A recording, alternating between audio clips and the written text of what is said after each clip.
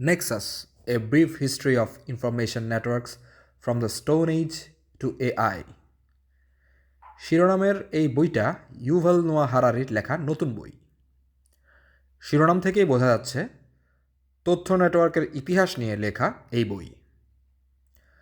নোয়া হারারি একজন ইতিহাসবিদ। তিনি ইতিহাস নিয়ে লিখবেন, সেটাই স্বাভাবিক। কিন্তু তার লেখনীর একটা অসাধারণ গুণ হচ্ছে কোহেরেন্স, অর্থাৎ ইতিহাসের অনেক তথ্য, উপাত্ত এবং জ্ঞান বিজ্ঞানের বিভিন্নমুখী বিষয়কে তিনি একমুখী একটা সুতোয় বাঁধতে পারেন এবং সেটা থেকে বর্তমানের সাথে প্রাসঙ্গিক কোনো সমস্যা ও তার সমাধান নিয়ে আলোচনা করতে পারেন। এই বইয়ের শুরুতেই তিনি তার বই লেখার উদ্দেশ্য পরিষ্কার করেছেন। And that's, if you can't change the future, why waste time discussing it. অর্থাৎ তিনি ইতিহাসের আলোকে তথ্য উপাত্ত নিয়ে ফিউচারকে চেঞ্জ করতে চান। তথ্য ও নেটওয়ার্ক কীভাবে মানব সভ্যতাকে আজকের কৃত্রিম বুদ্ধিমত্তার যুগে নিয়ে এসেছে সেটা এই বইতে চমৎকারভাবে আলোচনা করা হয়েছে।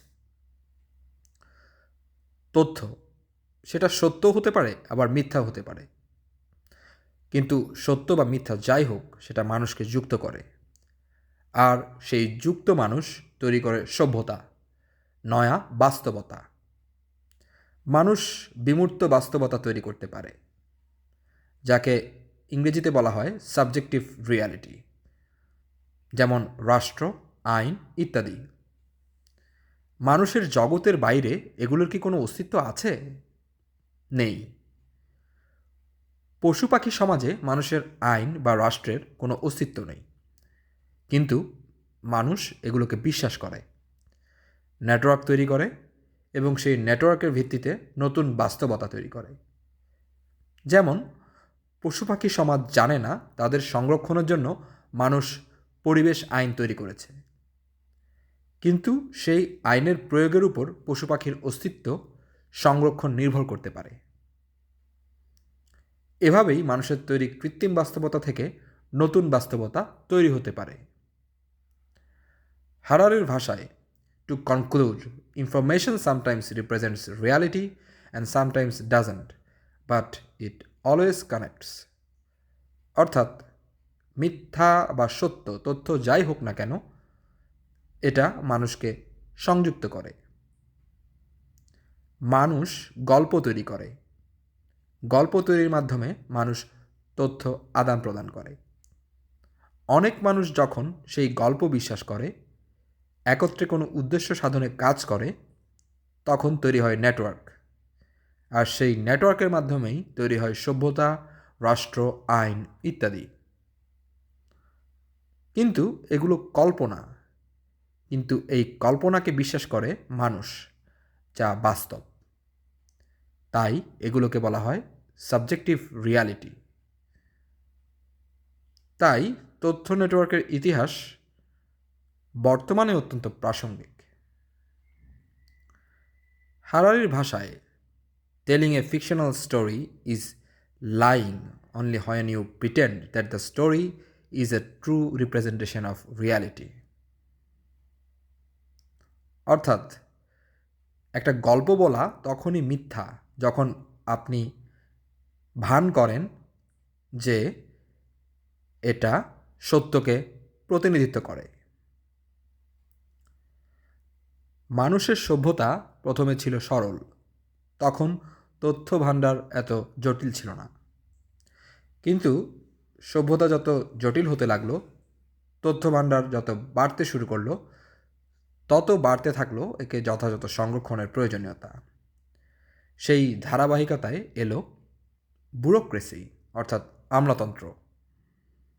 তথ্য উপাত্ত যথাযথ সংরক্ষণ করতে আমলাতান্ত্রিক নেটওয়ার্ক তৈরি হলো, কিন্তু সেই আমলাতন্ত্র থেকে সৃষ্টি হলো নতুন জটিলতা। মানুষ যখন বিভিন্ন সমস্যায় পড়ে, তখন তার সমাধান বের করতে গিয়ে বের হয়ে আসে অজ্ঞতা, আর এই অজ্ঞতার আবিষ্কার থেকে, এই অজ্ঞতা দূরীকরণের সমাধান বের করতে গিয়ে আসলো বিজ্ঞান। বিজ্ঞানের সবচেয়ে বড় বৈশিষ্ট্য, এটার সেলফ কারেকশন সিস্টেম আছে, অর্থাৎ এটা নিজেকে নিজে শুদ্ধ করতে পারে, যেটাকে বলে ট্রায়াল অ্যান্ড এরর। অর্থাৎ ভুল হবে, সেই ভুল বুঝতে পারতে হবে এবং সেই ভুলকে স্বীকার করে শুদ্ধ ব্যবস্থায় প্রত্যাবর্তনের সুযোগ থাকতে হবে। বেসিক্যালি এটাই হচ্ছে সেলফ কারেকশন সিস্টেম। যে ব্যবস্থা যত উন্নত তার সেলফ কারেকশন সিস্টেমও তত উন্নত। গণতন্ত্রকে আমরা প্রেফার করি কেন? কারণ গণতান্ত্রিক ব্যবস্থা উন্নত, কারণ এখানে সেলফ কারেকশন সিস্টেমটা খুব সফিস্টিকেটেড। স্বৈরতান্ত্রিক ব্যবস্থায় সেই সুযোগ নেই। গণতন্ত্রে তথ্য প্রবাহ বিভিন্নমুখী, আপনি বিভিন্ন মাধ্যম থেকে তথ্য পেতে পারেন, কারণ গণতন্ত্রের একটা শর্ত হচ্ছে মুক্ত গণমাধ্যম। কিন্তু স্বৈরতন্ত্রে সেই সুযোগ নেই। স্বৈরতন্ত্রের তথ্য প্রবাহ একমুখী, বিভিন্ন ফিল্টারিংয়ের মাধ্যমে এখানে তথ্য আসে। এখানে ভুল স্বীকার করার কোনো সুযোগ নেই। আবার গণতন্ত্র মানেই যে স্বতঃসিদ্ধ ন্যায্য কোনো ব্যবস্থা তা নয়, এবং শুধুমাত্র নির্বাচন মানেই কিন্তু গণতন্ত্র নয়। আবার রাষ্ট্র যদি তার নাগরিকদের রক্ষার কোনো ব্যবস্থা না নেয়, সেটাও গণতান্ত্রিক কোনো ব্যবস্থা নয়, বরং সেটা নৈরাজ্যবাদী ব্যবস্থা। হারারি বলেন, elections are a central part of the democratic tool kit, but they are not democracy. In the absence of additional self-correcting mechanisms, elections can easily be rigged. Even if the elections are completely free and fair, by itself this too doesn't guarantee democracy. For democracy is not the same thing as majority dictatorship. অর্থাৎ democracy এবং সংখ্যাগুরুর একনায়কতন্ত্র এক নয়। আবার প্রত্যেক স্বৈরাচারই সর্বাত্মক বা totalitarian নয়। Harari বলেন, but not every dictatorship is totalitarian. Technical difficulties often prevent dictators from becoming totalitarian. অর্থাৎ সর্বাত্মকবাদিতা মানেই স্বৈরাচার নয়। সর্বাত্মকবাদিতা স্বৈরাচারের একটা এক্সট্রিম সিচুয়েশন। মানুষ রাজনৈতিক ব্যবস্থা বেছে নিতে গিয়ে সত্য এবং শৃঙ্খলার মধ্যে ভারসাম্য খোঁজে। সাধারণত গণতন্ত্র এবং স্বৈরতান্ত্রিক ব্যবস্থা এই দুটোই ভারসাম্য বিন্দুতে অবস্থান করে। সবল যাতে দুর্বলকে গিলে খেতে না পারে, সেটাও রাষ্ট্রের উদ্ভবের অন্যতম কারণ। ইনফরমেশন নেটওয়ার্কের ইতিহাসও এই দুটোর সাথে যুক্ত। হারারির মতে প্রকৃতপক্ষে বৃহত্তরভাবে গণতান্ত্রিক এবং সর্বাত্মকবাদী দেশ দুটোই সম্ভব হয়েছে ইনফরমেশন নেটওয়ার্কের বিবর্তন ও বিবর্ধনের মাধ্যমে। ইনফরমেশন নেটওয়ার্ক যত বড় হয়েছে, তত রাষ্ট্র বড় হওয়ার সুযোগ এসেছে। হারারি বলেন, the history of information networks has always involved maintaining a balance between truth and order. অর্থাৎ তথ্যের ইতিহাস, তথ্য নেটওয়ার্কের ইতিহাস সবসময় সত্য এবং ভারসাম্য এ দুটোর মধ্যে সংযুক্ত করেছে। Just as sacrificing truth for the sake of order comes with a cost. আপনি যদি অর্ডারকে ট্রুথের বিনিময়ে স্যাক্রিফাইস করেন, তবে সেটার একটা পরিণাম আছে। তেমনি অর্ডারকে যদি ট্রুথকে যদি অর্ডারের বিনিময়ে স্যাক্রিফাইস করেন, সেটারও একটা পরিণাম আছে। টোটালিটারিয়ান বা সর্বাত্মকবাদী রাষ্ট্রের একটা দুর্বলতা ছিল এর ইনফরমেশন নেটওয়ার্ক। কিন্তু বর্তমান যুগে কৃত্রিম বুদ্ধিমত্তার উদ্ভব এই দুর্বলতাকে দূর করে আরও শক্তিশালী টোটালিটারিয়ান ব্যবস্থা, এমনকি কৃত্রিম বুদ্ধিমত্তার টোটালিটারিয়ান সিস্টেম কায়েম করতে পারে বলে তিনি মনে করেন। সবচেয়ে বড় কথা এবং সবচেয়ে অ্যালার্মিং যেটা বিষয় আমার মনে হয় এই বইয়ে যেটা বলা হয়েছে, আমরা আমাদের বর্তমান বাস্তবতায় দেখি, আমাদের বিদ্যমান ইন্টারনেট সিস্টেমে আমরা সত্য ও মিথ্যা তথ্যের মাঝে ডুবে আছি, এবং কোনটা সত্য কোনটা মিথ্যা সেটা বুঝতেই আমরা বিভ্রান্ত হয়ে যাই। যেটা থেকে নেমে আসতে পারে ভয়ঙ্কর বিপর্যয়। যেমন মায়ানমারের সাম্প্রতিক রোহিঙ্গা গণহত্যায় ফেসবুকে ফেক নিউজ মারাত্মক ভূমিকা পালন করেছে। কারণ টেক জায়ান্ট যেমন ফেসবুক, ইউটিউব, টুইটার এরা আমাদের মনোযোগ দিয়ে মুনাফা করছে। সেই মনোযোগ ঘৃণা, মিথ্যা আর বিভ্রান্তি ছড়ানোর মধ্য দিয়ে আসছে কিনা সেটা তাদের কাছে ম্যাটার করে না।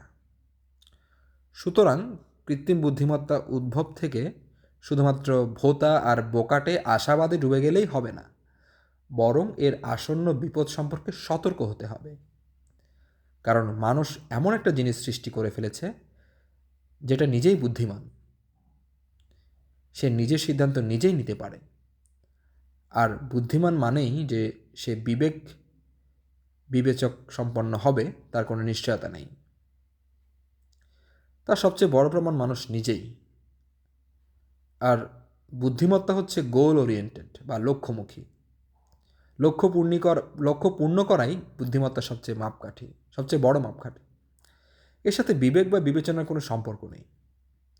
এজন্য মারাত্মক বুদ্ধিমান অথচ সাইকোপ্যাথ মানুষের দেখা আমরা সহজেই পাই।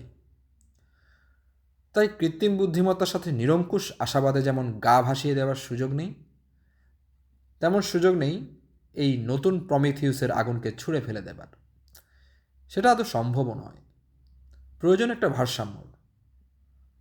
আর মুক্তবাজার এবং গণতন্ত্রই সব সমস্যার সমাধান এনে দেবে, এই আশাবাদে ডুবে গেলে কিন্তু হবে না।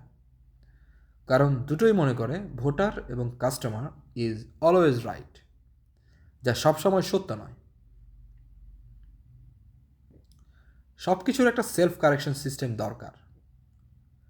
প্রকৃত গণতান্ত্রিক ব্যবস্থায় বিচার ব্যবস্থা হচ্ছে রাষ্ট্রের শাসন বিভাগের ভারসাম্য রাখার জন্য self correction system. Media, civil society এগুলো অনেকগুলো সেলফ কারেকশন সিস্টেম, যার মাধ্যমে ক্ষমতার ভারসাম্য রক্ষা হয়। কৃত্রিম বুদ্ধিমত্তাও যাতে এরকম ভারসাম্যহীন স্বেচ্ছাচারী কোনো ব্যবস্থা তৈরি করতে না পারে, সেজন্য প্রয়োজনীয় সেলফ কারেকশন সিস্টেম তৈরি করতে হবে।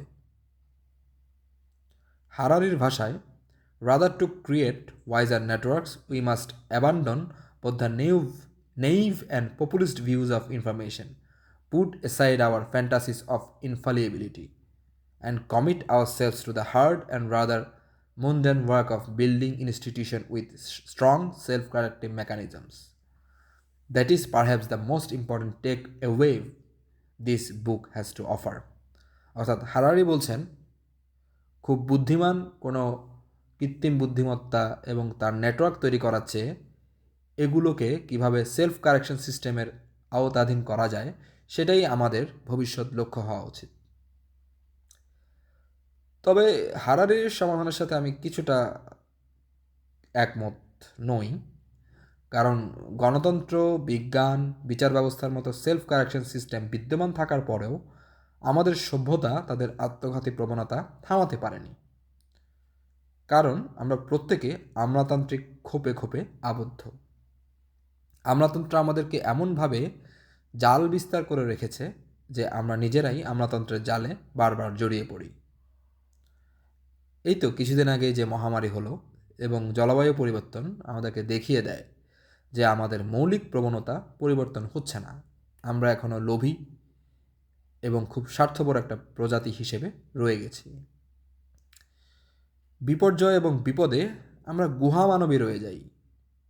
হাতে আমাদের সেলফি স্টিক থাকতে পারে, এটাই হয়তো বা পরিবর্তন, কিন্তু আমাদের যে মৌলিক প্রেষণা সেটা কিন্তু পরিবর্তন হচ্ছে না। আমরা স্বার্থপর এবং আত্মঘাতী রয়ে যাচ্ছি। জীবনানন্দের ভাষায় হয়তো ত্রুটিগুলো আমাদের অন্তর্গত রক্তের ভেতরে। এগুলোকে পুরো দূর করে বায়োবোট যেমন বানানো যাবে না, তেমন গুহাবাসী হয়ে থাকাও যাবে না। ন্যায্যতা ও বন্টনের সুষম সমতা থাকা দরকার। হারারির নিজের রাষ্ট্র ইসরায়েল যেমন একটা বায়বীয় গল্পের ভেতর দিয়ে সাম্রাজ্যবাদী শক্তিদের সাহায্য নিয়ে ফিলিস্তিনের মানুষের উপর নির্যাতনের রোলার কোস্টার চালাচ্ছে, সেই অবিচারের সেলফ কারেকশন কে করবে সে ব্যাপারে হারারির এই বইতে তেমন কোনো আলোকপাত নেই। এটা এই বইয়ের একটা বড় দুর্বলতা। যদিও কিছু অধ্যায়ে তিনি ব্যক্তিগত ও বিভিন্ন মানুষের বয়ানে রাষ্ট্রহীন নিপীড়িত মানুষের কষ্টের বয়ান দেন, নিজ রাষ্ট্রের কিছুটা সমালোচনাও করেন, তবে সেটা অকিঞ্চিতকরই মনে হয়। কৃত্রিম বুদ্ধিমত্তা ও তথ্য প্রযুক্তির নেটওয়ার্ক তথাকথিত গণতান্ত্রিক সাম্রাজ্যবাদী রাষ্ট্রগুলো কর্তৃক কীভাবে আধিপত্য কায়েমের হাতিয়ার হতে পারে সেটা এ বইতে আরও বিশদ আলোচনা হতে পারত।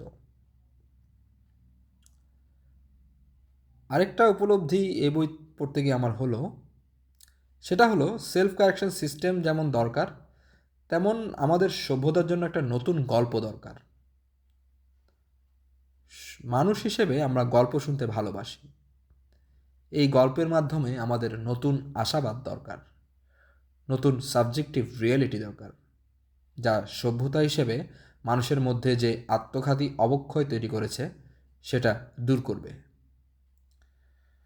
বেদনা এবং বিপর্যয়ের বিস্তৃত উপলব্ধির মধ্য দিয়ে মানব জাতিকে একটা বৃহত্তর লক্ষ্য এবং বিপর্যয়কে প্রতিহত করার মনোভাব জাগিয়ে এগিয়ে নিতে হবে।